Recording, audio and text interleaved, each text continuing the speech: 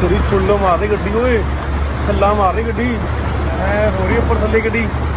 ਉਹ ਬੋਲੇ ਬੋਲੇ ਬੋਲੇ